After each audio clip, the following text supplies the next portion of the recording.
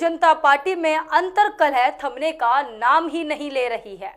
मुखर रूप से ना सही, लेकिन पार्टी के शीर्ष नेता भी अंदर खाने मुख्यमंत्री योगी का विरोध कर रहे हैं।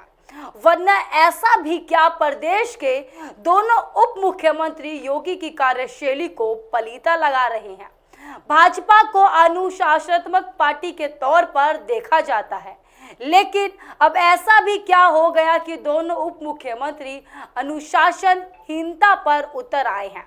आखिर इन दोनों नेताओं को कहां से शह मिल रही है, जो खुद जिम्मेदारी न लेकर लोकसभा चुनाव की हार का ठीकरा योगी पर फोड़ रहे हैं। आइए समझते हैं इस रिपोर्ट में। उत्तर प्रदेश की राजनीति में जारी अंतर्कलह जहां भाजपा के लिए घातक बनती जा रही है, वहीं विपक्षी दलों के लिए उत्तर प्रदेश में पैर जमाने की नई आस बन रही है। लोकसभा चुनाव में भाजपा को उत्तर प्रदेश में अप्रत्याशित झटका लगने से योगी सरकार निशाने पर आ गई। हार का ठीकरा मुख्यमंत्री योगी आदित्यनाथ पर फोड़ा जाने लगा। सबसे मुखर हमला योगी सरकार में उप मुख्यमंत्री केशव मौर्य ने बोला। उन्होंने आरोप लगाया कि योगी जी ने संगठन के बजाय सरकार को कहीं अधिक महत्व दिया, जिसके परिणाम सामने हैं। उन्होंने खुद अपनी पीठ ठोकते हुए कहा कि 2017 में जब वो भाजपा के प्रदेश अध्यक्ष थे तो पार्टी ने विधानसभा चुनाव में 325 सीटें जीतकर रिकॉर्ड बनाया था। उनका ये जीतने का मतलब संभवतः यही था कि उन्हें मुख्यमंत्री की कुर्सी सौंप दी जाए। पिछड़ा वर्ग से आने वाले श्री मौर्य को हमेशा गुमान रहा है कि वो उस पिछड़े समाज से आते हैं जिनकी उत्तर प्रदेश के कुल मतों में हिस्सेदारी करीब 45% के आसपास है। राजनीतिक सूत्रों का कहना है कि उप मुख्यमंत्री बनाए जाने के बाद भी उनके मन में मुख्यमंत्री न बन पाने की टीस रह रहकर उठती रही है। लेकिन योगी सरकार को केंद्रीय नेतृत्व का पूरा समर्थन और आशीर्वाद मिलने से श्री मौर्य अपने अरमानों का गला घुटता देखने को विवश हो गए हैं। श्री मौर्य के मुख्यमंत्री बनने की कवायद व सपने को तब करारा झटका लगा जब 2022 के विधानसभा चुनाव में वो अपनी सिराथू की सीट समाजवादी पार्टी की प्रत्याशी पल्लवी पटेल के हाथों गंवा बैठे। राजनीतिक विश्लेषक व उत्तर प्रदेश की जनता तब सकते में आ गई जब हारने के बावजूद श्री मौर्य को पुनः उप मुख्यमंत्री बना दिया गया। इस प्रश्न का उत्तर आज तक नहीं मिल सका कि आखिर एक हारे हुए नेता को किस मजबूरी के तहत उप मुख्यमंत्री पद सौंपा गया। यहाँ ये जानना जरूरी है कि श्री मौर्य 2022 में कोई पहला चुनाव नहीं हारे, बल्कि वो इससे पहले 2 चुनाव और हार चुके हैं। ये बात दीगर है कि 2014 का लोकसभा चुनाव उन्होंने फूलपुर सीट से लड़ा था, जहां उन्हें 3 लाख से ज़्यादा वोटों से जीत मिली थी। ये सीट कांग्रेस का गढ़ मानी जाती रही है और यहीं से पंडित जवाहरलाल नेहरू चुनाव लड़ते रहे हैं। समझा जाता है कि फूलपुर की लोकसभा सीट के बाद उनका कद भाजपा में बढ़ गया और 2016 में उन्हें उत्तर प्रदेश भाजपा का अध्यक्ष बना दिया गया। और जब पार्टी अध्यक्ष रहते 2017 के विधानसभा चुनाव में भाजपा को बड़ी जीत हासिल हुई, तब भाजपा हाईकमान भी उन्हें पिछड़ों का बड़ा नेता मानने लगी और यही कारण रहा कि श्री मौर्य सोते जागते उठते बैठते मुख्यमंत्री पद का सपना देखने लगे। 2024 के लोकसभा चुनाव में जब भाजपा उत्तर प्रदेश में 62 सीटों से सिमटकर 33 सीटों पर आ गई, तो इसकी सारी जिम्मेदारी मुख्यमंत्री योगी आदित्यनाथ पर डाल दी गई। सबसे ज्यादा हमलावर श्री मौर्य दिखे। वैसे यहाँ ये भी दिलचस्प है कि पिछड़ों के इतने बड़े नेता होते हुए भी मौर्य के स्वयं के गृह जनपद कौशाम्बी में उनकी पार्टी हार गई। इसी कड़ी में यहाँ ये सवाल भी उठना लाजमी है कि यदि केवल संगठन के बूते ही चुनाव जीते जाते हैं और इस जीत में ओबीसी की बड़ी भूमिका है, तो श्री मौर्य के बाद भाजपा के प्रदेश अध्यक्ष बनाए गए ओबीसी वर्ग के अध्यक्ष भूपेंद्र सिंह के नेतृत्व में पार्टी लोकसभा चुनाव में क्यों मात खा गई।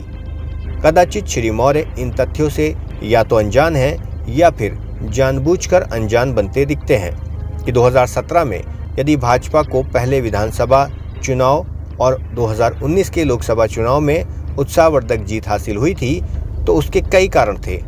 इनमें से एक प्रमुख कारण तत्कालीन अखिलेश सरकार से लोगों की भारी नाराजगी भी थी। श्री मौर्य की राह पर चलने वाले उत्तर प्रदेश के दूसरे उप मुख्यमंत्री ब्रजेश पाठक किस बूते मुख्यमंत्री योगी आदित्यनाथ का विरोध करते हैं, इसे आज तक दिग्गज राजनीतिक विश्लेषक भी नहीं समझ पाए हैं। कहा जाता है कि ब्राह्मण चेहरा होने के नाते उन्हें उप मुख्यमंत्री बनाया गया है। आज उत्तर प्रदेश के कितने ब्राह्मण उनके समर्थन में हैं और कितने उनकी वजह से भाजपा के समर्थक बने हुए हैं, ये शोध का विषय है। अगर वे उत्तर प्रदेश के ब्राह्मणों के एक छत्र नेता होते तो उन्हें बसपा किसी कीमत पर पार्टी से न जाने देती। अवसरवादी राजनीति के लिए जाने जाने वाले श्री पाठक ने अपनी राजनीति 2002 में कांग्रेस से शुरू की थी, जब वो कांग्रेस के टिकट पर अपने गृह जनपद हरदोई की मालवा विधानसभा सीट से चुनाव लड़े थे। उसमें पराजित होने के कोई 2 वर्षों बाद उन्होंने बसपा का दामन थाम लिया। बसपा से 2004 में वो उन्नाव सीट से सांसद बने। फिर बसपा ने उन्हें बाद में राज्यसभा भेजा था। जब 2014 के लोकसभा चुनाव में वे चुनाव हार गए तो 2 सालों बाद 2016 में उन्होंने भगवा चोला धारण कर लिया। 2017 के विधानसभा चुनाव में वो भाजपा के टिकट से जीतकर विधायक बने और योगी सरकार में उन्हें कानून मंत्री बनाया गया। 2022 के विधानसभा चुनाव में जब उन्होंने लखनऊ की छावनी विधानसभा सीट जीती तो मार्च 2022 में उन्हें सूबे का उप मुख्यमंत्री बना दिया गया।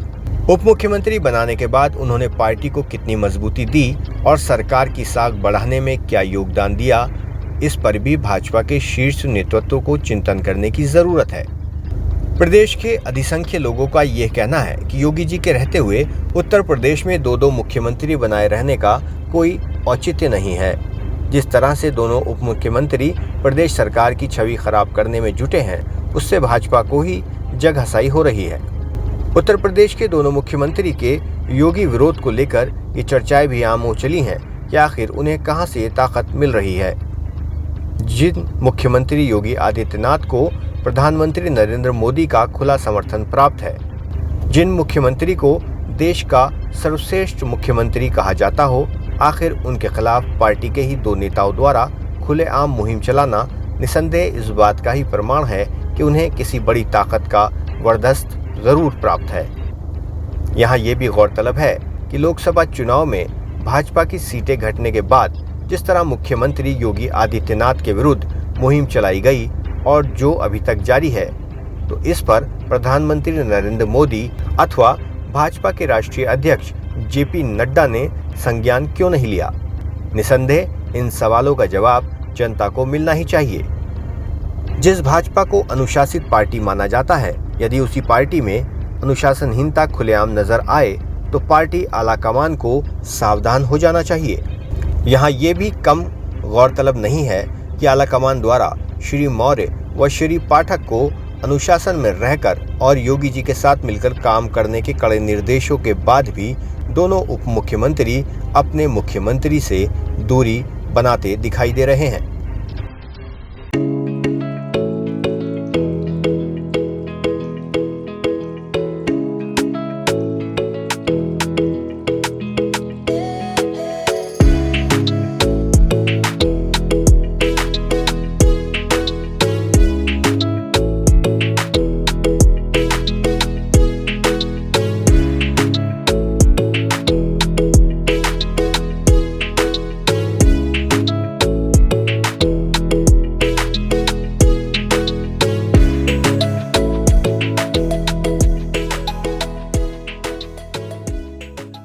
देश और दुनिया की खबरों से अपडेट रहने के लिए आप अभी तक न्यूज चैनल को सब्सक्राइब करना ना भूलें और साथ ही हर न्यूज का नोटिफिकेशन पाने के लिए बेल आइकन को